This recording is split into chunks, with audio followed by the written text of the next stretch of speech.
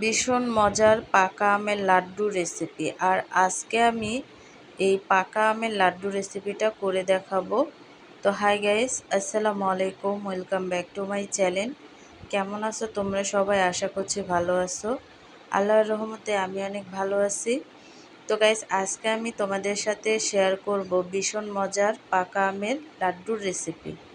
তো ভিডিওটি ফার্স্ট থেকে লাস্ট পর্যন্ত দেখতে থাকো, আশা করছি ভালো লাগবে। আর ভালো লাগলে প্লিজ একটি লাইক আর একটি সাবস্ক্রাইব করে পাশে থাকবে। তো লাড্ডুটা কিন্তু একেবারেই অনেকটা টেস্টি হয়েছে। তো লাড্ডুটা তৈরি করার জন্য এখানে আমি একটা হাঁড়ি নিয়ে নিয়েছি, আর হাঁড়িতে আমি দিয়ে দিচ্ছি ঘি, আর ঘির সাথে দিয়ে দিচ্ছি সুজি। তো সুজিটাকে ঘিয়ের সাথে আমি ভালো করে ভেজে নেব, একেবারে লাল করে ভেজে নেব, যাতে কাঁচা যেই গন্ধটা সেটা যাতে না আসে সুজির থেকে। তো অনবরত নেড়েচেড়ে তারপরে কিন্তু আমি সুজিটাকে ভেজে নেব। তো ভাজতে ভাজতে দেখবে এক সময় সুজির কালার চেঞ্জ হয়ে গেছে। তো সুজিটা ভাজা শেষ। এখানে আমি নিয়ে নিচ্ছি পাকা আম, আর এই আমের পানিটা আমি একেবারে শুকিয়ে নেব। তো নাড়তে নাড়তে দেখবে যে পানিটা শুকিয়ে গেছে। এই পর্যায়ে এসে এখানে আমি অ্যাড করে দিচ্ছি চিনি।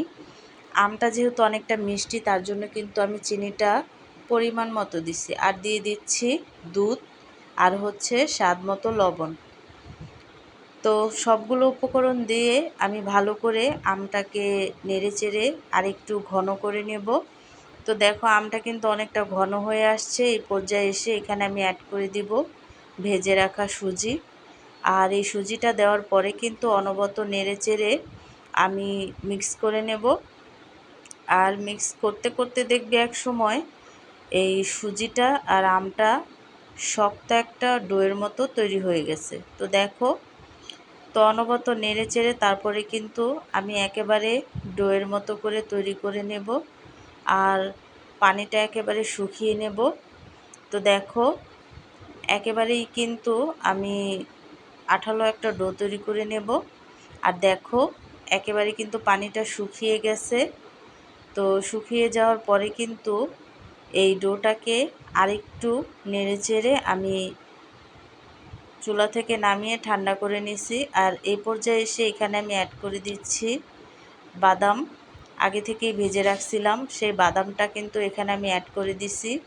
তো দেওয়ার পরে কিন্তু ভালো করে আমি রুটির ডোয়ের মতো একটু ময়ম করে তারপরে কিন্তু লাড্ডুটা আমি তৈরি করে নেব। তো দেখো, আর লাড্ডুটা তৈরি করা খুব সহজ, শুধু যে কোনো একটা শেপ দিলেই চলে। তো আমি গোল গোল করে শেপ দিয়ে নেব, আর এই শেপ দেওয়া খুবই সহজ। তো দেখো, একটা লাড্ডু কিন্তু আমার তৈরি হয়ে গেছে। তো এভাবে করে আমি সবগুলো লাড্ডুই কিন্তু তৈরি করে নিছি। তো দেখো, সবগুলো লাড্ডুই কিন্তু তৈরি হয়ে গেছে।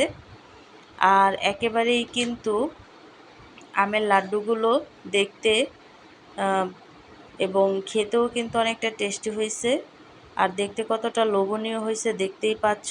খুব সহজভাবে কিন্তু এই পাকা আমের লাড্ডুটা তৈরি করা যায়। তো তোমরাও একবার ট্রাই করবে, তাহলে বুঝতে পারবে এই লাড্ডুটা খেতে কতটা টেস্টি। তো আজকের রেসিপিটা কেমন লাগছে অবশ্যই কিন্তু কমেন্টে জানাবে। তো অন্য কোনো রেসিপি নিয়ে তোমাদের মাঝে আবার চলে আসব। আজকে এই পর্যন্তই। সবাই সুস্থ থাকবে, ভালো থাকবে, আর এই লাড্ডুটা অবশ্যই ট্রাই করবে, তাহলে বুঝবে যে লাড্ডুটা কত